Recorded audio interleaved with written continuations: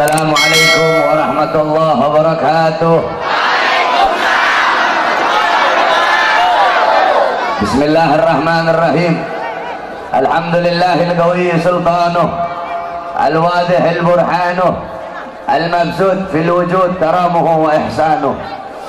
Allahumma salli wa sallim wa barik wa karrim wa azim ala miftahi bab rahmatillah adada ma fi ilmillah salatan wa salaman daimaini bidawami mulkillah wa ala alihi wa sahbihi adada kulli dharratin alfa marrah amma ba'd.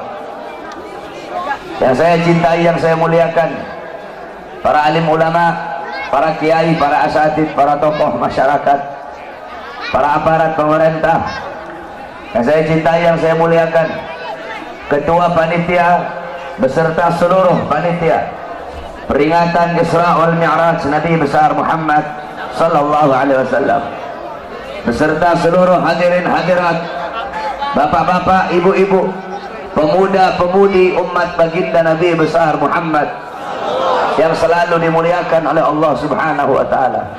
Alhamdulillah, segala puji dan syukur kehadirat Allah Subhanahu wa taala.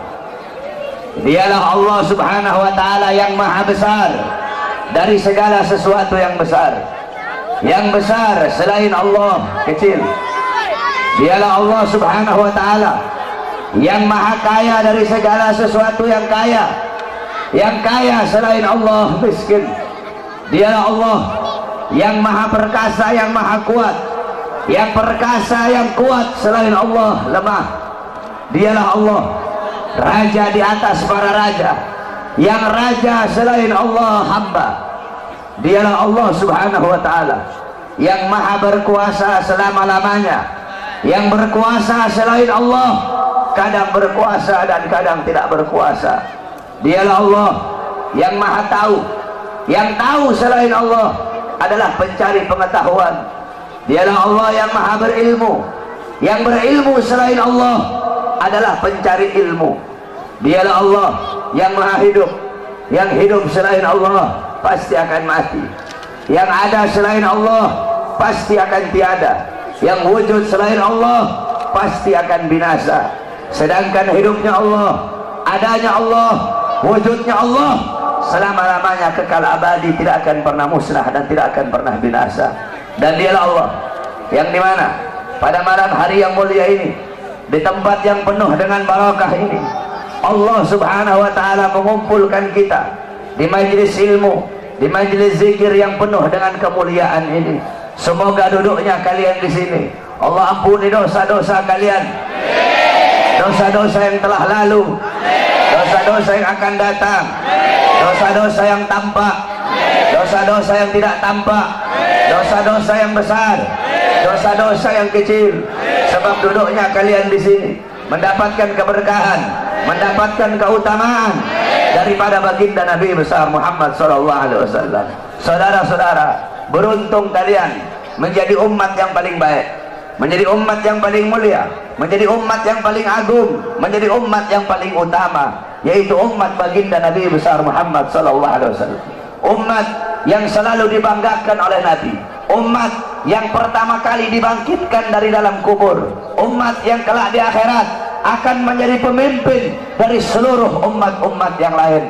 Umat yang dimana qala Allah, innal jannah muharramatun alal umam qabla an tadkhuluha ummatuh. Sesungguhnya sorga diharamkan oleh Allah untuk dimasuki oleh umat manapun sebelum sorga dimasuki oleh umat Nabi Muhammad. Beruntung kalian menjadi umat Nabi Muhammad sallallahu alaihi wasallam. Para nabi-nabi, rasul-rasul terdahulu, beliau-beliau iri kepada kita sebagai umat Nabi Muhammad.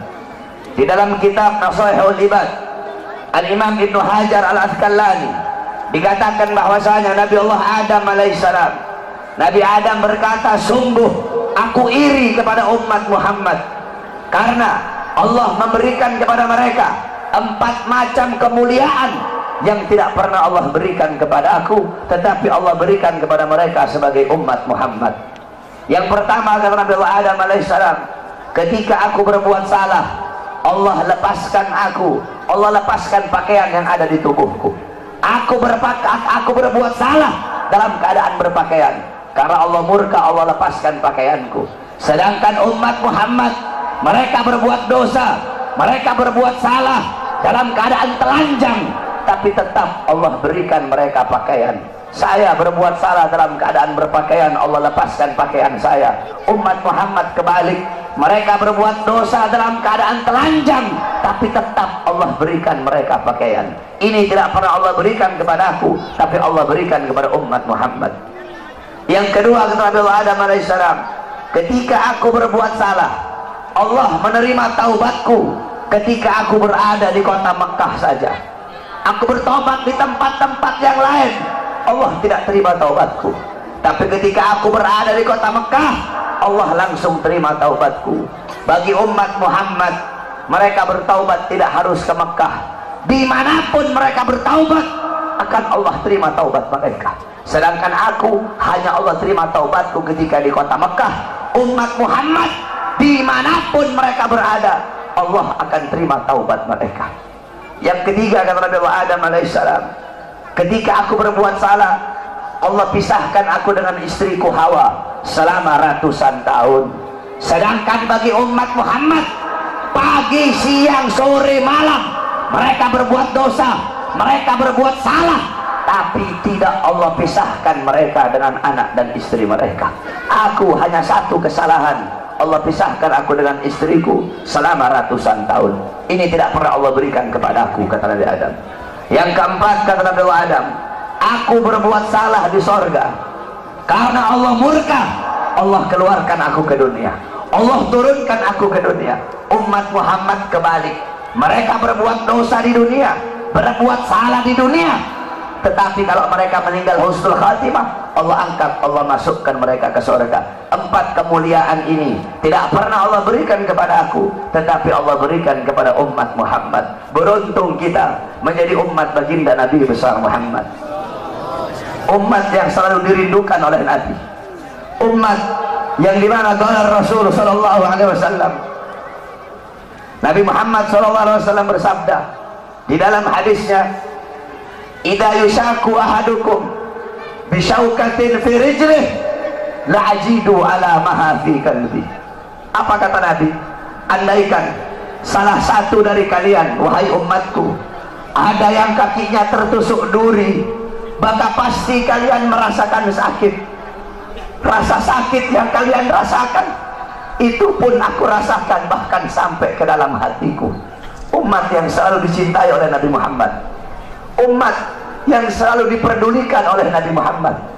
Sayyidatuna Aisyah radhiyallahu anha, beliau pernah melakukan suatu pekerjaan yang disenangi oleh Nabi, sehingga Nabi mengangkat tangan dan berdoa, Allahumma ighfir li Aisyah ma qaddamat wa ma akharat, ma adharat wa ma abtanat. Ya Allah, ampuni dosa-dosa Aisyah yang telah lalu, yang telah lalu, yang akan datang, yang tampak, yang tidak tampak. Ampuni dosa Aisyah ya Allah. Siti Aisyah loncat-loncat. Siti Aisyah sangat senang dengan doa Nabi Muhammad. Nabi berkata, wahai Aisyah, apakah kamu senang dengan doa seperti itu? Kata Siti Aisyah, siapa yang tidak senang didoakan manusia mulia sepertimu ya Rasulullah. Kata Nabi, wahai Aisyah, kalau kamu senang dengan doa seperti itu, ketahuilah doa seperti itulah yang setiap yang setiap saat, setiap pagi, siang, sore, malam, setiap waktu aku mintakan kepada Allah untuk umatku. Nabi Muhammad begitu peduli kepada kita sebagai umat. Beruntung kalian menjadi umat yang dimana qala Sayyidina Ali karamallahu wajhah, inna Rasulullah fi akhir nafsi haragat syafataihi marratain falgaitu sam'i fasami'tuhu yaqul ummati ummati faqbilah Rasulullah.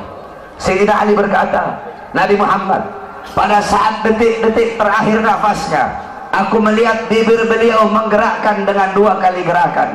Aku dekatkan telingaku, aku mendengar beliau berkata, ummati ummati, umatku umatku, kata Nabi Muhammad SAW. Bahkan pada saat detik-detik terakhir nafasnya, Nabi Muhammad masih memikirkan kalian sebagai umat. Ketika itu Nabi Muhammad terbaring sakit di kamar yang biasa beliau tiduri di rumah Sayyidatuna Aisyah radhiyallahu anha.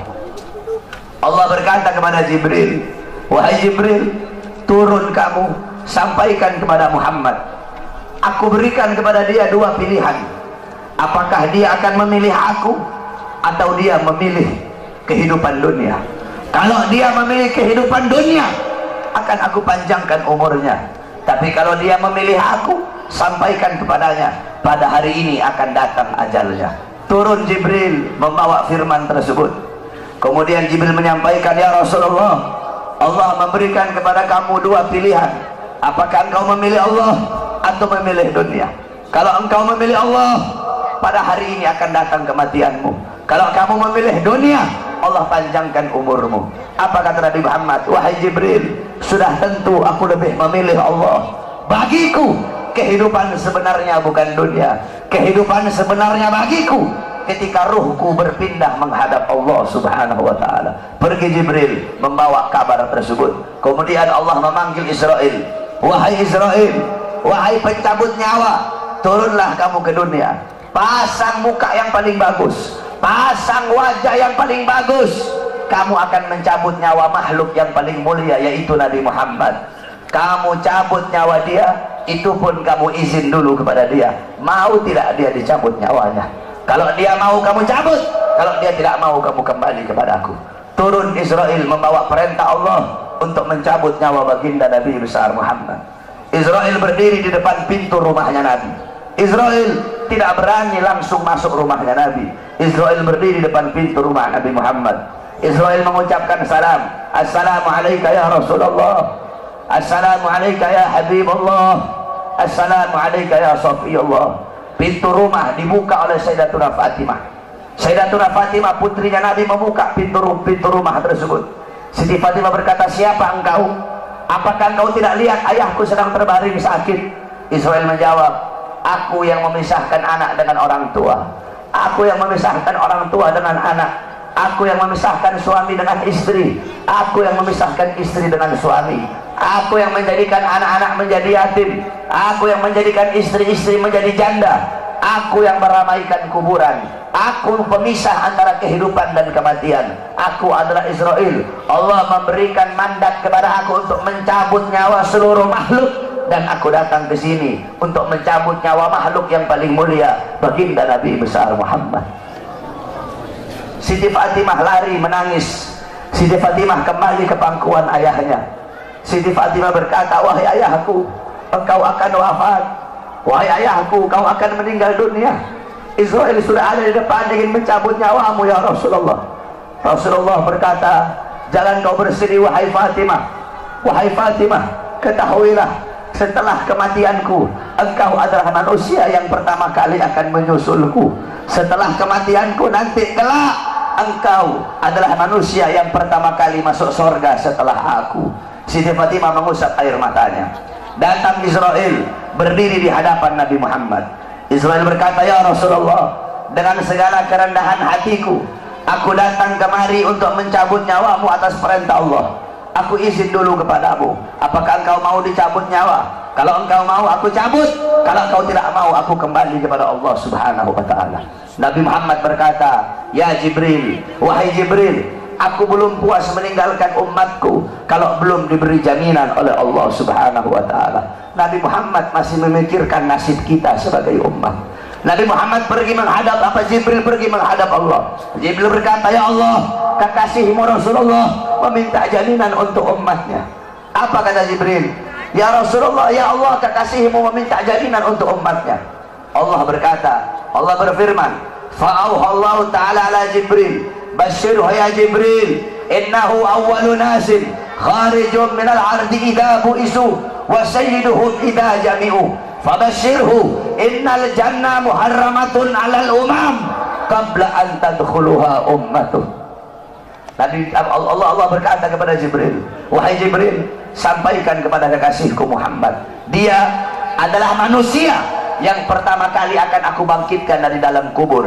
Dia adalah manusia yang menjadi pemimpin seluruh manusia di dunia dan akhirat. dia menjadi pemimpin kelak ketika hari kebangkitan, dan sampaikan kepadanya, jaminan dariku surga aku haramkan untuk dimasuki oleh umat manapun sebelum surga dimasuki oleh umatnya. Turun Jibril bawa wahyu tersebut. Rasulullah berkata, al-an qarrat aini, sekarang aku senang, sekarang aku puas, cabutlah nyawaku wahai Israel. Dicabut nyawa Nabi Muhammad SAW. Ketika dicabut nyawa Nabi Muhammad mendesah. Nabi Muhammad berkata, kata dicabut lagi nyawa Nabi Muhammad. Nabi Muhammad berkata, Nabi Muhammad merasakan sakit. Di sebelah kanannya Nabi ada sebuah cawan berisi air. Nabi Muhammad letakkan tangannya di cawan tersebut. Beliau usap air keringat yang keluar dari wajah beliau. Kemudian beliau berkata, wahai Israel, apakah seperti ini rasa sakit dicabut nyawa? Israel berkata, iya ya Rasulullah, seperti itulah rasa sakit dicabut nyawa. Nabi berkata, apakah rasa sakit seperti ini juga yang nanti bakal dialami oleh umatku? Apakah rasa sakit seperti ini yang nanti bakal umatku rasakan wahai Israel? Israel berkata, iya ya Rasulullah, rasa sakit seperti itulah yang nanti bakal dialami oleh umatmu. Rasa sakit seperti itulah yang nanti bakal dirasakan oleh umatmu. Mendengar itu Nabi Muhammad menangis. Nabi Muhammad mengangkat tangan. Doa terakhirnya Nabi Muhammad, harapan terakhirnya Nabi Muhammad, doa yang menutupi wafatnya Nabi Muhammad SAW. Beliau mengangkat tangan dan berdoa, Allahumma khaffif ala ummati fi sakaratil maut. Ya Allah, ringankanlah sakaratul maut umatku. Ya Allah, permudahkanlah sakaratul maut umatku. Aku nabi mereka, aku pemimpin mereka, aku penanggung jawab mereka. Ya Allah, biar aku menanggung seluruh rasa sakit sakaratul maut umatku. Biar aku menanggung beban penderitaan rasa sakit mereka. Ya Allah, umatku tidak akan kuat, mereka tidak akan sanggup. Ya Allah, biar aku Muhammad menanggung rasa sakit sakaratul maut umatku. Apa yang telah kau lakukan untuk Nabi Muhammad? Apa yang telah kau korbankan untuk Nabi Muhammad? Nabi Muhammad berjuang untuk kalian. Nabi Muhammad menanggung rasa sakit sakaratul maut kalian. Karena begitu cinta beliau kepada kalian sebagai umat. Saya dan kalian, kita tidak bisa membalas jasa-jasa Nabi Muhammad SAW. Sekalipun kalian merangkak dari rumah kalian menuju kuburnya Nabi Muhammad, kalian tidak akan bisa membalas jasa-jasa Nabi Muhammad SAW. Oleh karena itu, saudara-saudaraku sekalian, setelah Nabi Muhammad wafat, banyak para sahabat-sahabat yang tidak kuat hidup. Ada sahabat yang berdoa, ya Allah, cabut kedua mataku. Untuk apa lagi aku melihat? Nabi sudah wafat, cabut kedua mataku. Aku tidak lagi mau melihat selain memandang wajahnya Nabi Muhammad. Ketika itu juga dia dibutakan oleh Allah Subhanahu wa Ta'ala. Ada yang angkat tangan, ya Allah, cabut nyawaku. Aku tidak lagi mau hidup. Untuk apa aku hidup? Nabi Muhammad sudah wafat, cabut nyawaku ya Allah. Ketika itu juga Allah cabut nyawanya. Kemudian ada seorang perempuan, ada seorang wanita, galat li Aisyah, ya Aisyah, ikshif li kabrin Nabi.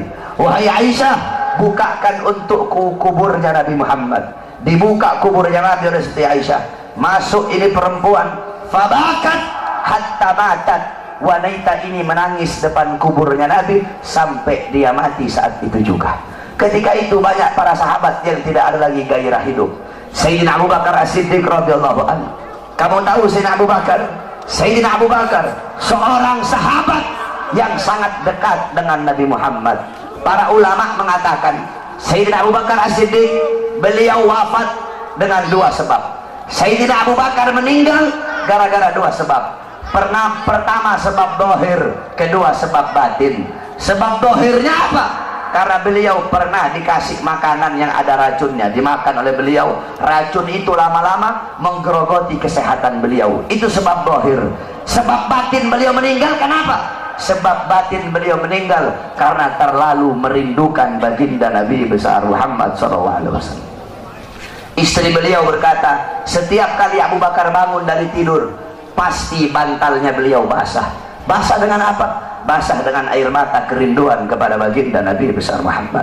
Kamu tahu, setelah Nabi Muhammad wafat, Sayyidina Abu Bakar As-Siddiq duduk kayak begini.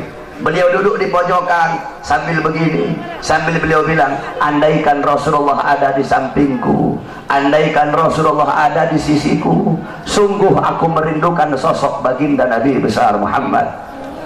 Bilal ibn Rabah, muazzinnya Nabi, setelah Nabi wafat, Bilal pergi pindah, nggak mau lagi beliau tinggal di Madinah. Kenapa? Tidak kuat teringat kenangan bersama baginda Nabi besar Muhammad. Selama 2 tahun Bilal pindah ke Syam. Kemudian selama 2 tahun beliau di sana, tiba-tiba mimpi Nabi Muhammad. Nabi Muhammad berkata, wahai Bilal, datang kau berziarahlah kepada aku. Datang Bilal selama 2 tahun. Bilal datang ziarah di kuburnya Nabi Muhammad. Ketika Bilal ziarah di kuburnya Nabi Muhammad sambil menangis, tiba-tiba datang Sayyidina Umar bin Khattab. Sayyidina Umar berkata, wahai Bilal, kami sudah lama tidak mendengar suara azanmu. Maukah engkau azan untuk kami, wahai Bilal? Bilal menolak, Bilal tidak mau. Datang Sayyidina Abu Bakar As-Siddiq, wahai Bilal, kami sudah lama tidak mendengar suara azanmu. Maukah kau azan untuk kami, wahai Bilal? Apa kata Bilal? Wahai Abu Bakar, apakah dulu kamu membebaskan aku karena Allah atau karena dirimu? Kalau dulu kamu membebaskan aku karena Allah, jangan kau paksa aku untuk azan. Tapi kalau kau membebaskan aku karena dirimu, aku akan azan untuk dirimu. Dulu setiap aku mengucapkan asyhadu anna Muhammadar Rasulullah, Nabi Muhammad selalu tersenyum kepada aku. Sekarang ketika aku mengucapkan itu, siapa yang akan tersenyum kepada aku? Jangan kau paksa aku untuk azan, wahai Abu Bakar. Tiba-tiba datang 2 orang pemuda. Pemuda yang pertama dari perut ke atas mirip Nabi Muhammad. Pemuda yang kedua dari perut ke bawah mirip Nabi Muhammad. Mereka adalah Sayyidina Hasan dan Sayyidina Husain, cucunya Nabi Muhammad SAW. Sayyidina Hasan dan Sayyidina Husain berkata, wahai Bilal, maukah kau azan untuk kami sebagaimana kau azan untuk datuk kami baginda Nabi besar Muhammad? Bilal menangis. Apa kata Bilal? Wahai cucu Rasulullah, kalau aku menolak permintaan kalian, kelak aku akan menghadap Nabi Muhammad. Aku akan jawab apa ketika aku ditanya oleh Nabi Muhammad? Abu Bakar memerintahkan aku tidak mau. Umar memerintahkan aku tidak mau. Kalau kalian yang perintahkan, aku tidak bisa menolak. Karena kalau aku tolak, aku takut kelak di hadapan kakek kalian tidak bisa menjawab apa-apa. Aku takut tidak mendapatkan perhatian. Aku takut tidak mendapatkan syafaat dari kakek kalian. Naik Bilal di tempat yang biasa beliau azan. Bilal mengumandangkan azan. Allahu Akbar, Allahu Akbar, Allahu Akbar, Allahu Akbar. Kamu tahu, penduduk Madinah ketika itu gempar. Mereka berkata, hal bu'isar Rasul, apakah Nabi diutus lagi? Apakah Nabi Muhammad hidup lagi? Kok Bilal mau azan? Apakah Nabi hidup lagi? Kenapa Bilal azan? Mungkin Nabi Muhammad hidup lagi. Yang punya toko menutup tokonya, yang di pasar mereka keluar dari pasar. Bilal melanjutkan azannya. Asyhadu an la ilaha illallah, asyhadu an la ilaha illallah. Wanita-wanita yang dipingit keluar dari rumahnya masing-masing. Mereka meneriakkan, hal bu'isar Rasul, apakah Nabi diutus lagi? Apakah Nabi hidup lagi? Sehingga Bilal mau azan. Begitu mereka merindukan sosok Nabi Muhammad. Ketika mereka sampai di tempat Bilal azan, mereka tidak melihat sosoknya Nabi. Ketika itu Madinah tenggelam dalam lautan air mata. Itu kecintaan mereka para sahabat kepada Nabi, kerinduan mereka setelah wafatnya baginda Nabi besar Muhammad SAW. Oleh karena itu, saudara-saudaraku sekalian yang dimuliakan oleh Allah Subhanahu wa taala, cintai oleh kalian Nabi Muhammad, ikuti beliau, jadikan beliau sebagai uswah, sebagai qudwah, sebagai teladan dan pedoman kamu dalam kehidupan sehari-hari. Ikuti sunnah-sunnah beliau. Jadikan rumah tangganya kamu rumah tangga Nabi Muhammad. Jadikan kau punya rumah tangga Nabi Muhammad. Kamu tahu, banyak sekarang rumah tangga yang hancur, banyak sekarang rumah tangga yang berantakan. Kenapa? Karena rumah tangga itu tidak mengikuti rumah tangga baginda Nabi besar Muhammad. Rasulullah SAW bersabda, baiti jannati. Nabi Muhammad berkata, rumahku adalah sorgaku, rumahku adalah sorgaku.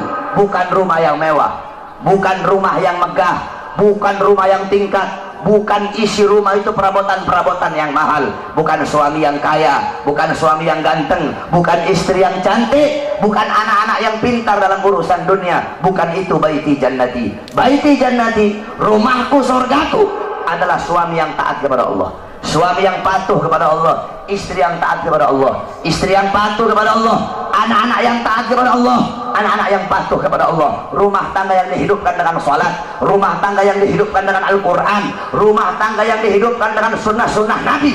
Ini adalah baiti jannati. Walaupun rumahnya dari kardus, walaupun tinggalnya di bawah jembatan, kalau suami, istri, anak-anak taat patuh tunduk kepada Allah, rumah tangga itu akan menjadi sorga. Rumah tangga itu, itulah rumah tangga baginda Nabi besar Muhammad SAW. Sekarang ini banyak istri-istri durhaka ya.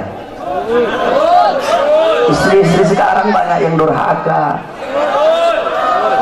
Kalian ibu-ibu sebagai seorang istri harus jadi istri yang soleha, harus jadi istri yang taat kepada Allah, jadi istri yang taat kepada suami, harus ikhlas menerima kekurangan suami sebelum ikhlas menerima kelebihan suami.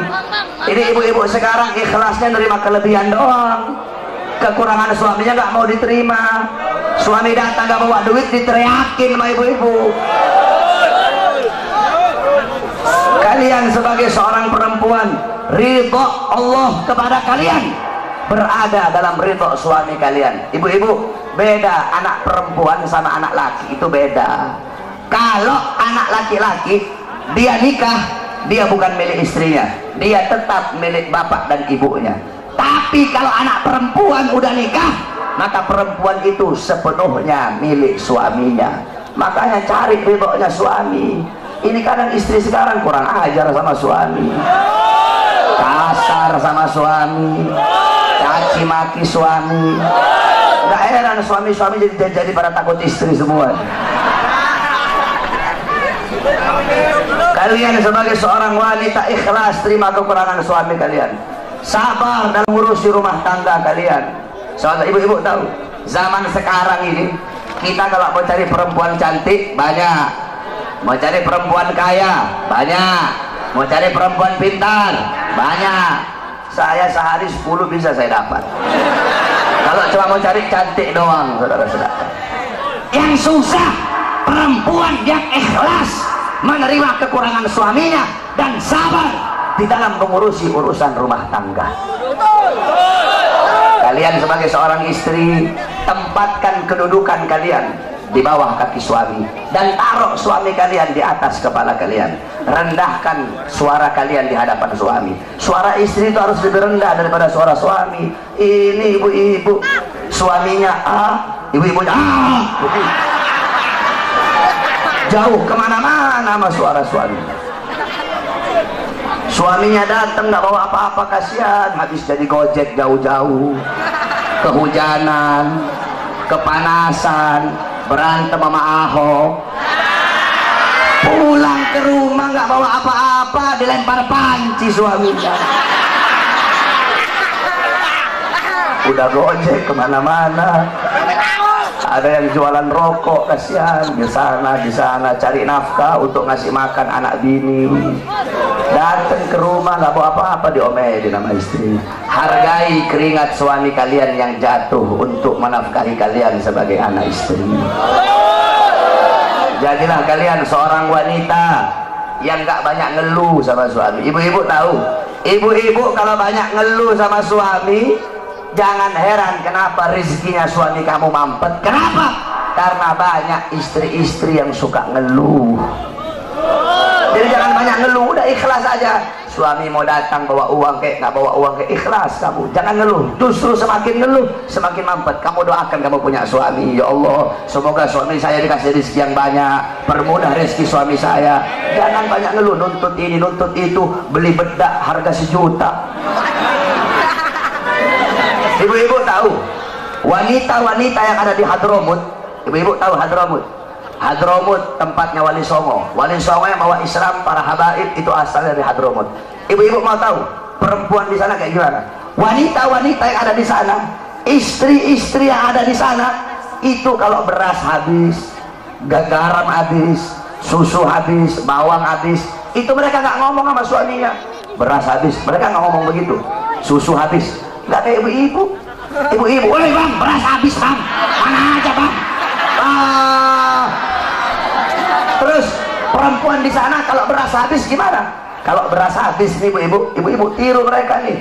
Kalau beras habis itu karungnya mereka taruh di tempat yang mencolok.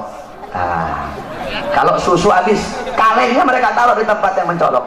Dia nanti biar suaminya tahu sendiri. Oh udah habis beras. Kalau ibu-ibu dapat suami yang ngerti. Kalau ibu-ibu dapat suami yang nggak ngerti, setahun nggak makan, itu beras udah habis tetap nggak bakal dia beli. Walaupun ibu taruh depan pintu dia nggak tahu apa-apa. Jadi kalau dapat suami yang nggak ngerti, beras habis, ambil karungnya taruh di kepalanya. Beras habis. Kalau suaminya ngerti, taruh tuh karung beras di depan. Jadi suaminya bangun tidur ucek-ucek mata. Oh udah habis beras. Dia mandi dia beli beras. Kalau ngerti. Kalau nggak ngerti juga, ambil tuh karung, lagi tidur suaminya masukin dalam karung beras.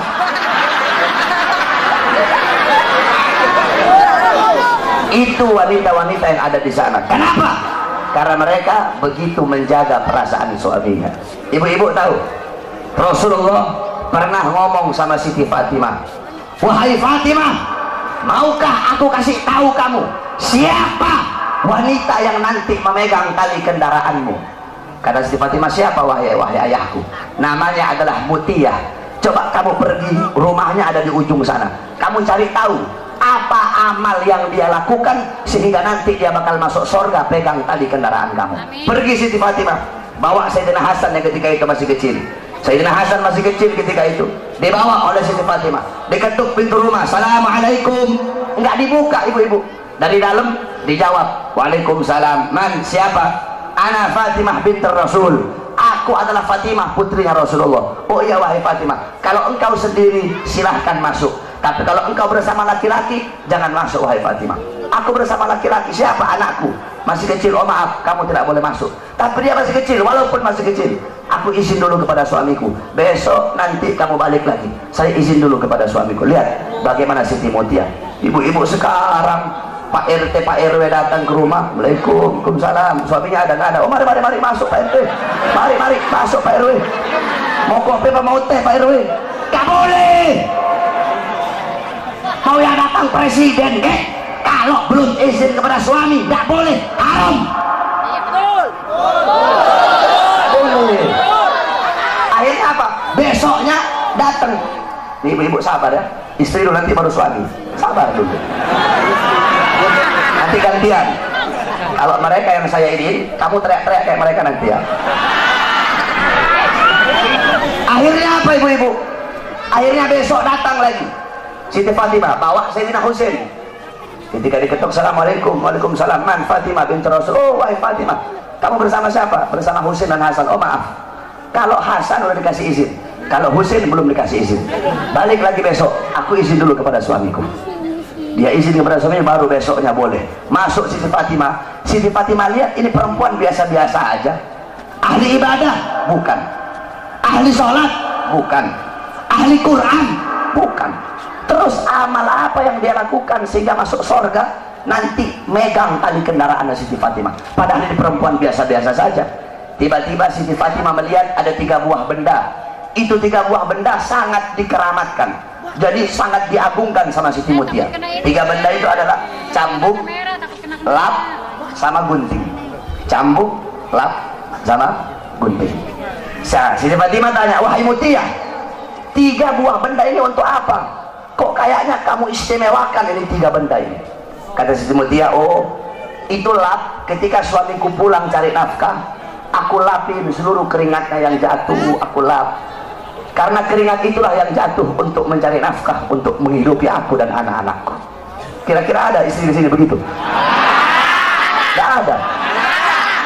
Awas kamu sampai rumah dihantam sama istri kamu nanti. Ibu-ibu bisa begitu? Bisa nggak?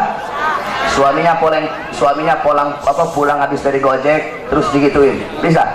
Dilapin keringatnya. Tapi jangan pakai lap, pakai keset.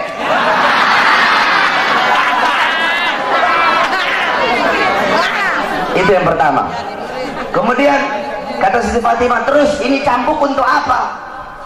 Siti Mutia jawab, cambuk ini ketika suamiku aku sediakan makan, suamiku makan, ketika habis makan aku kasih cambuk. Wahai suamiku, kalau makanan ini tidak enak, aku rela, aku ridho engkau cambuk agar jadi pelajaran bagiku, biar besok bisa masak lebih enak lagi. Kamu lihat itu, ada ibu-ibu sini begitu. Istri kamu masak, kamu protes, mah keasinan mah, masak aja sendiri. Begitu ya, protes mulu. Masak istri sana, udah uang belanja kurang, banyak protes.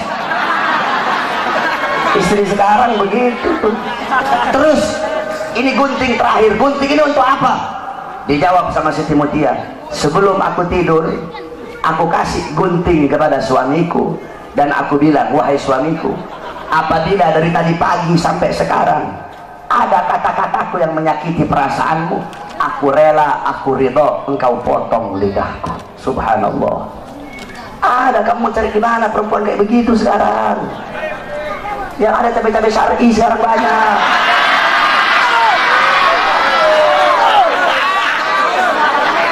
Istri kalian kira-kira kayak gitu nggak? Itu ibu-ibu Siti Mutia. Nah, kalian sebagai seorang wanita, jadikan beliau-beliau sebagai teladan kamu, para wanita sorga. Siti Mutia, Sayyidatuna Fatimah, Sayyidatuna Khadijah, Sayyidatuna Aisyah radhiyallahu anha, Sayyidatuna Khadijah radhiyallahu anha. Kemudian Ummu Salamah radhiyallahu anha, Ummu Sulaim radhiyallahu anha, Ummu Aiman radhiyallahu anha, Siti Khansa radhiyallahu anha. Bagaimana wanita-wanita terdahulu, jadikan mereka sebagai teladan kamu dalam urusan rumah tangga. Kalian sebagai seorang perempuan, ini perempuan sekarang saya perhatikan, kalau mau keluar pengajian nih, dandan cantik-cantik ibu-ibu. Pakai bedaknya 2 cm segini. Yang putih muka doang, lehernya hitam.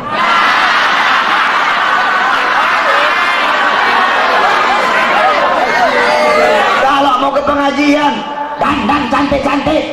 Mau pergi ke pasar, dandan cantik-cantik. Kalian sebagai seorang istri mempertontonkan kecantikan kalian untuk orang lain. Kalau mau keluar dandan cakep, acara Habib dandan cantik-cantik. Di dalam rumah mukanya kayak setan depan suami.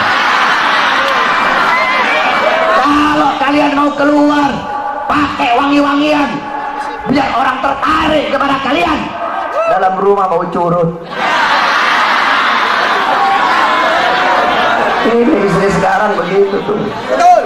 Tidak boleh ibu-ibu. Dandan kalian untuk suami kalian. Ibu-ibu tahu, perempuan-perempuan dulu itu mereka sampai mau tidur itu dandan. Biar kenapa? Biar bangun tidur cakep, rapi, suaminya lihat. Ini suaminya bangun tidur melihat istrinya tidur, Allah udah kayak gerantong begitu, rambutnya berantakan, kelihatan jeleknya. Oleh karena itu dandan kalian untuk suami kalian. Pertontonkan, percantikkan diri kalian itu di hadapan suami, bukan untuk orang lain. Jadikan beliau-beliau sebagai teladan kamu. Kemudian kalian sebagai seorang istri, kalian adalah muallimah, muaddibah, mudarrisah, pendidik, pengajar pertama bagi putra putri kalian. Bagus atau buruknya seorang anak tergantung daripada ibunya. Kenapa? Makanya Allah bilang di Al-Quran, hirsul lakum, perempuan-perempuan kalian adalah ladang bagi kalian. Kalian para laki-laki yang bercocok tanam, istri-istri kalian adalah ladang. Kalau kalian bercocok tanam di ladang yang baik, hasilnya bakal baik. Kalau kalian bercocok tanam di ladang yang kering kerontang, maka hasilnya bakal rusak. Nah, bejat atau tidaknya anak-anak kalian tergantung daripada istri-istri kalian. Oleh karena itu, seorang ibu, seorang istri harus bisa menjadi ibu yang baik bagi anak-anaknya. Ibu-ibu tahu, dulu di Hadramut, Al-Habib Ahmad bin Hasan Al-Attas, beliau bilang, saya pernah menemukan catatan tangan seorang wanita dari Qabilah Al-Amudi. Itu wanita tulis dengan tangannya syarah kitab Minhaj Al-Imam Subki. Itu ada 6 jilid. Itu wanita tulis pakai tangannya, ada 6 jilid. Di akhir tulisan wanita itu bilang, tolong dikasih uzur, tolong kasih maaf, kalau ada kata-kata yang salah dalam penulisan ini, karena aku menulis ini kitab dalam keadaan menyusui anak-anakku. Subhanallah.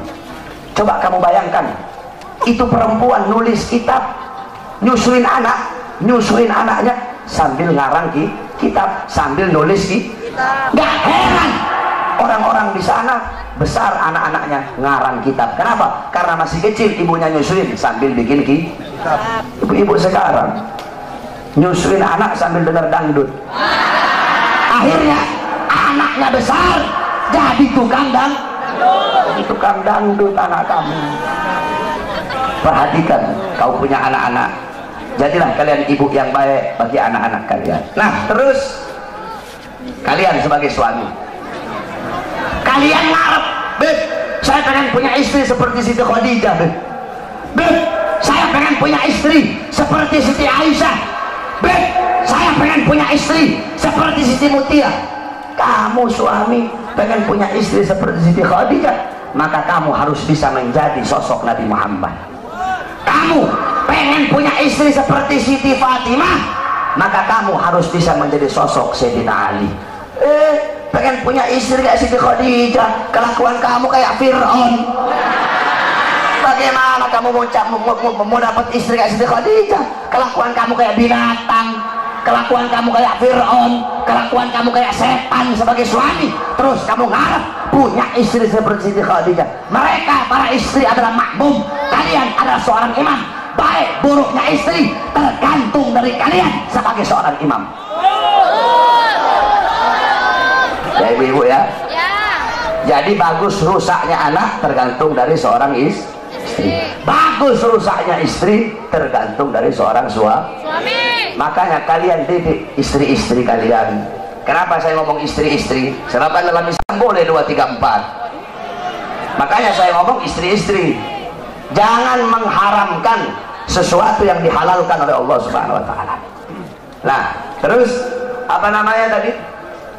Jadilah kalian seorang suami yang memberi makan anak istri kalian dengan makanan yang halal, makanan yang baik, nafkah yang halal, nafkah yang baik. Jangan asal-asalan kalau ngasih makan anak istri itu. Jangan kasih makan anak istri kalian dari barang haram, dari nafkah yang haram, dari hasil nipu orang, dari hasil judi, dari hasil mencuri, dari hasil riba. Akhirnya tidak ada berkah bagi anak dan istri kalian. Jangan heran kenapa istri kalian melotot di hadapan kalian, kenapa istri kalian membantah perintah kalian, kenapa istri kalian caci maki kalian, kenapa anak-anak kalian jauh dari Allah, anak-anak kalian jauh dari agama.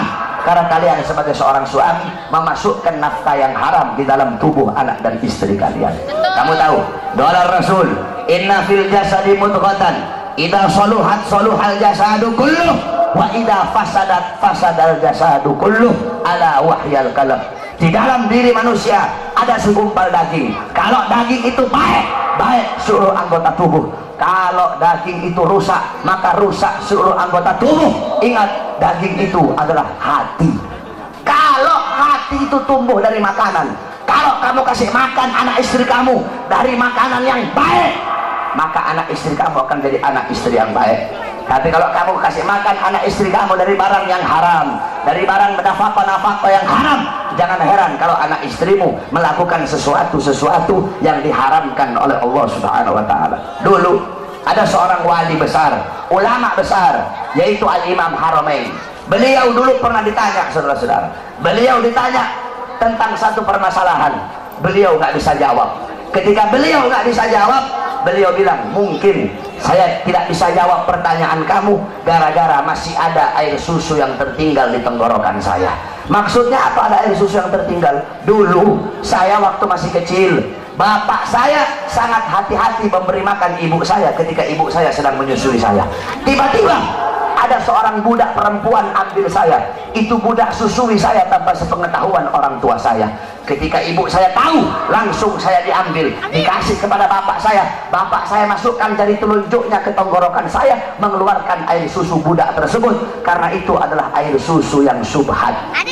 Mungkin aku tidak bisa jawab pertanyaan kamu karena masih ada air susu yang tertinggal. Coba kamu lihat orang-orang dulu sampai segitunya berhati-hatinya mereka dalam memakan makanan yang subhat. Kamu tahu Al-Imam Hanafi. Imam Hanafi 7 tahun gak pernah makan kambing. Kenapa 7 tahun gak makan kambing? Semenjak ada kambing milik Baitul Mal di Kufah yang hilang. Jadi Baitul Mal itu ada kambing, ada orang nyumbang kambing di Baitul Mal, itu kambing hilang. Ketika itu kambing hilang, Imam Hanafi gak mau makan kambing. Kenapa? Takut kalau beliau makan kambing, ternyata kambing yang dimakan adalah kambing milik Baitul Mal di Kufah yang hilang tersebut. Beliau nanya sama tukang kambing, biasanya kambing itu usianya berapa tahun? 7 tahun ya Imam. Maka 7 tahun beliau tidak makan kambing sampai betul-betul yakin kalau kambing itu sudah mati, baru beliau mau berani makan kambing. Karena begitu hati-hatinya di dalam perkara yang syubhat. Al-Imam Nawawi, beliau nggak mau makan apel. Kenapa nggak mau makan apel? Karena apel di daerah beliau ditanam di lahan-lahan, di tanah-tanah milik pejabat. Kemudian Al-Imam Syirazi yang ngarang kitab Muhaddab, beliau tidak mau makan sayuran yang berasal dari Damaskus. Kenapa? Karena sayuran yang berasal dari Damaskus itu ditanam di tanah-tanah milik pejabat, makanan syubhat. Mereka menjaga. Kenapa? Karena kalau hati udah masuk makanan haram, hati tumbuh dari makanan yang syubhat, tumbuh dari makanan yang haram, maka hati itu akan mendorong seluruh bagian tubuh untuk melakukan hal-hal yang diharamkan oleh Allah. Oleh karena itu, wasiat saya bagi kalian para suami, beri makan anak istri kalian dari sesuatu yang halal, rizki yang halal, nafkah yang halal. Itulah baiti jannati, itulah rumahku sorgaku. Jadi ingat, rumahku sorgaku bukan rumah yang mewah, bukan rumah yang megah, bukan suami yang cantik, bukan suami yang kaya, bukan istri yang cantik, bukan anak-anak yang pintar dalam urusan dunia. Baiti jannati, rumahku sorgaku, suami yang taat patuh tunduk kepada Allah Subhanahu wa ta'ala. Kan enak kamu kalau dapat istrinya subuh udah bangun duluan, nanti dibangunin, ayo salat bareng, jadi imamnya saya, ya enak adem. Kamu pulang capek-capek, istri kamu sambut dengan senyuman. Bang Koid mau kopi atau mau teh Bang Koid? Enak. Bang Entis mau kopi atau mau teh Bang Entis? Bang Entis bilang mau nikah lagi Neng. Itu kopi masih panas dilempar ke mukanya Entis. Entis keok. Takut istri begini mau kawin lagi ya. Mudah-mudahan rumah tangga semua jamaah yang ada di sini jadi rumah tangga sakinah, mawaddah, warahmah. Rumah tangganya Nabi Muhammad SAW, amin. Rumah tangganya jadi rumah tangga Nabi Muhammad. Insyaallah anak-anak kalian jadi anak-anak yang soleh dan solehah, amin ya rabbal alamin. Dan terakhir kepada seluruh hadirin, saya Ramadan saya buka pesantren kilat itu 25 hari. Kalau ada anak-anak mau masuk gratis, nggak bayar, cuma bayar kitab-kitabnya saja. Itu selama 25 hari harus menghatamkan 25 kitab. Tidak ada 25 kitab, itu harus dihatamin semua. Fikihnya ada kitab Risalatul Jami'ah, Taqratus Sadida, kemudian hadis, Arba'in Nawawi dan lain-lainnya, kemudian pelajaran Shorof, Amsalatul Tasrif, Kailani, kitab-kitabnya, kemudian Nahwu, Jurumiyah, Mabadi, kemudian tajwidnya Hidayatus Sibyan, kemudian Al-Quran, kemudian Muhawarah, kemudian Mu'azarah dan lain seluruh pelajaran. Itu ada 20 pelajaran, 20 kitab harus dikhatamkan. Jadi kalau ada anak-anak sini yang mau masuk pesantren kilat, betul selama 25 hari nggak boleh pulang. Jadi ngajinya itu habis tarawih nanti saya ngajar, habis tarawih saya ngajar sampai jam 10. Jam 10 gantian Habib Muhammad ngajar sampai jam 12. Jam 12 saya ngajar sampai pagi. Sampai pagi tuh. Nah, nanti habis sholat subuh Habib ada habaib lagi yang ngajar sampai jam 9. Nah, jam 9 istirahat. Bangun duhur. Habis sholat duhur saya ngajar sampai asar. Habis asar saya ngajar lagi sampai tarawih. Begitu terus setiap hari biar hatam 20 kitab itu. Jadi kalau ada yang masuk silahkan, gratis, nggak bayar. Saya tanggung semua makannya yang ada di sana. Insyaallah saudara-saudara semuanya yang hadir di sini, Allah Subhanahu wa taala jadikan hamba-hamba yang baik, hamba-hamba yang taat, hamba-hamba yang patuh, hamba-hamba yang tunduk kepada Allah Subhanahu wa taala. Tadi semuanya yang turun aksi 55, insyaallah Allah jadi saksi atas perjuangan kalian semua. Insyaallah Allah SWT berikan kemenangan kepada kita umat Islam. Saudara-saudara sekalian, ingat, kemenangan pasti akan menang. Kemenangan, kebenaran pasti akan menang. Kebenaran itu gak akan pernah kalah. Kita memperjuangkan kebenaran, kita pasti menang, saudara-saudara. Kita berdoa semoga Allah berikan kekuatan kepada majelis hakim untuk bisa menvonis Ahok dengan seberat-beratnya. Sehingga apa? Sehingga kalau Ahok nanti nggak ditahan, besok bakal lahir Ahok-Ahok yang lain. Kalau Ahok nggak ditahan, besok bakal lahir penista-penista agama yang lain. Jadi hakim harus tegas. Hakim itu harus bisa ngasih keputusan yang adil, keputusan yang bisa memuaskan seluruh masyarakat dan umat Islam yang ada di Indonesia. Saya malas mau bahas Ahok, belum tidur saya dari tadi pagi, nggak mau keras-keras saya. Nanti deh di acara yang satunya deh. Apalagi Ahok udah keok, udah kalah Ahok. Tinggal nunggu masuk bui aja lu Ahok. Kok bentar lagi masuk bui kok. Kebenaran pasti akan menang, saudara-saudara. Kebenaran tidak bisa dikalahkan dengan kebatilan. Kebenaran milik Allah, dan Allah pasti akan memenangkan yang berjalan di jalan kebenaran. Makanya kita dukung terus hakim. Udah cukup jaksanya yang goblok, hakim dan ikut-ikutan goblok. Kalian hukum, kalian para penegak hukum, kalian para penegak hukum, hukum harusnya tajam di atas, tajam di bawah, bukan tumpul di atas dan tajam di bawah. Tegakkan kebenaran, tegakkan keadilan kepada siapapun, yang benar-benar, yang salah-salah. Ini para penegak hukum, Pak Polisi, hakim, jaksa, congornya kan suka ngomong, ini negara hukum ini.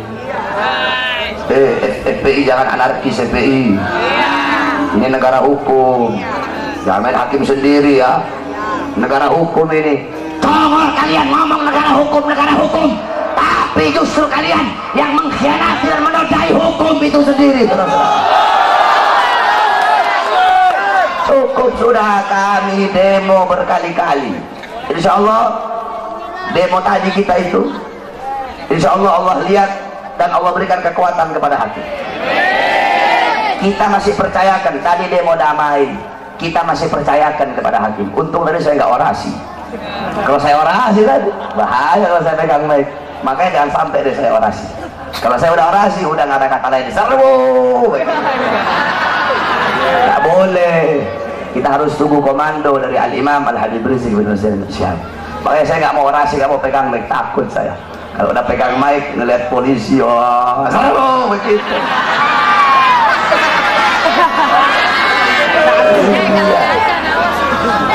Oleh karena itu, kita berikan kepada hakim, kita masih sabar.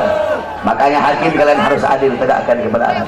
Kalau sampai hilang kepercayaan kami kepada kalian sebagai para penegak hukum, maka jangan salahkan kami kalau kami hukum Ahok dengan cara kami sendiri, saudara. Kami para pemuda-pemudi akan cari Ahok sampai ke lubang sebut, kami bantai dia kalau sampai bebas, saudara.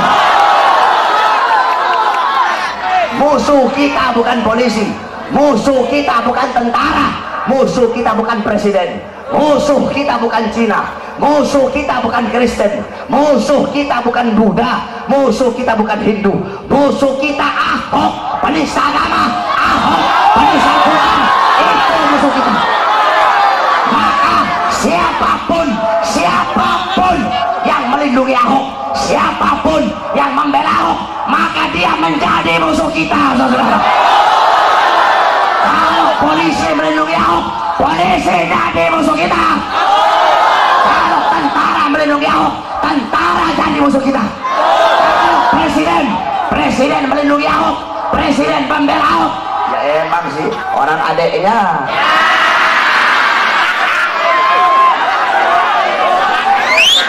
Adeknya nyusunya kan bareng-bareng sama banteng.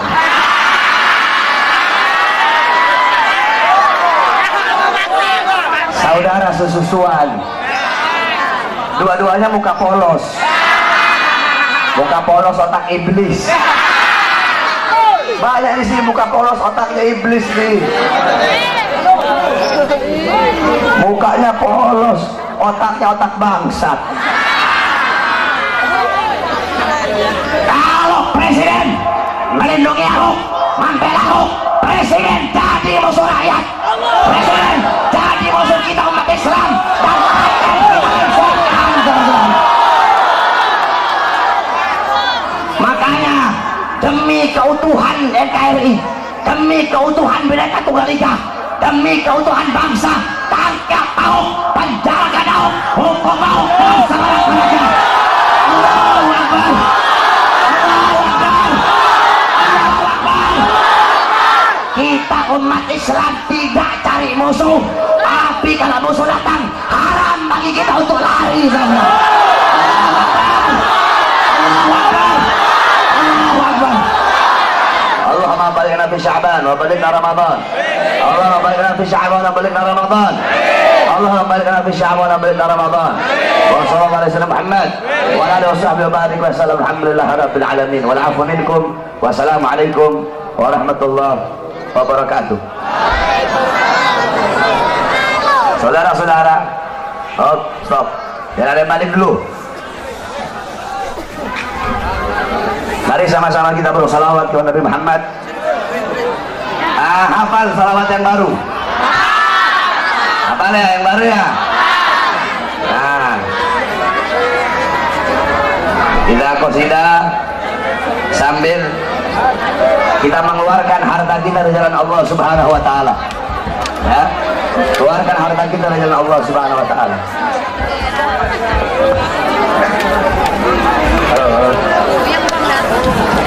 Prajurit pembela Rasulullah, bangkitlah untuk agama, bangkitlah untuk negara, satukan hati, satukan jiwa, musuh di depan mata, lawan dia sampai berdarah, berdarah untuk agama dan negara, tercipta kematian murah harganya. Maju ayo terus maju, habisi pengkhianat bangsa. Kami berjanji demi Allah, rela binasa demi agama. Wahai prajurit pembela Rasulullah, berjuanglah tanpa lelah, walau harus merangkak dengan mata, takkan mundur walau satu langkah, takkan mundur walau satu langkah. Wahai para pemudi-pemuda, kibarkan panggilan Mustafa, serahkan jiwa untuk agama, mencari syahid di jalan Allah. Maju pantang menyerah, walau bergelimangan darah, berdarah, jadi saksi Allah mati syahid adalah hari raya. Maju ayo terus maju, habisi pengkhianat bangsa. Kami berjanji demi Allah, rela binasa demi agama. Wahai prajurit pembela Rasulullah, berjuanglah tanpa lelah, walau harus merangkak dengan mata, takkan mundur walau satu langkah, takkan mundur walau satu langkah. Wahai para pejuang agama, bangkitlah. Wahai para singa-singa Allah, bangunlah. Musuh sudah di depan mata, lawanlah. Kejayaan menanti kita, kejayaan menanti kita, kejayaan menanti kita. Rebutlah, maju ayo terus maju, habisi pengkhianat bangsa. Kami berjanji demi Allah,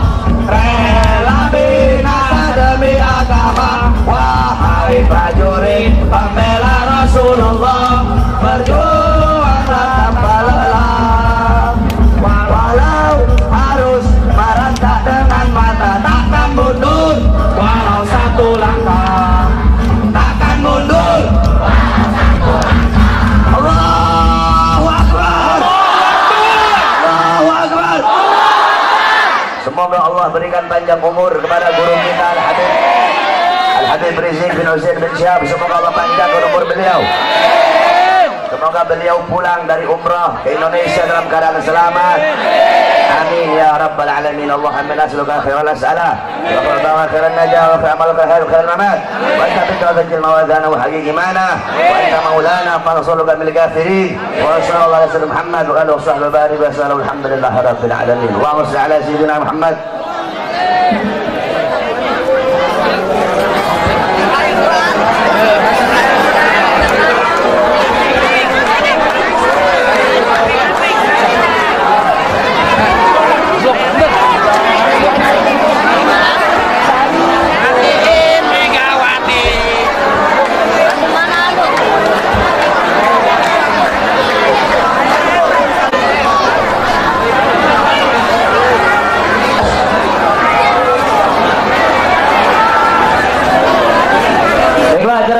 Telah sama-sama kita laksanakan. Tadi juga telah ditutup dengan doa. Untuk itu, dengan berakhirnya acara di agenda ini, maka acara ini telah selesai dengan baik. Kami selaku panitia memohon maaf sebesar-besarnya jika ada kekurangan. Wallahul muwaffiq ila aqwamit thoriq. Hasbunallahu wa ni'mal wakil, ni'mal maula wa ni'mal nasir. Nasrullah wa fathun thoriq. Assalamualaikum warahmatullahi taala wabarakatuh.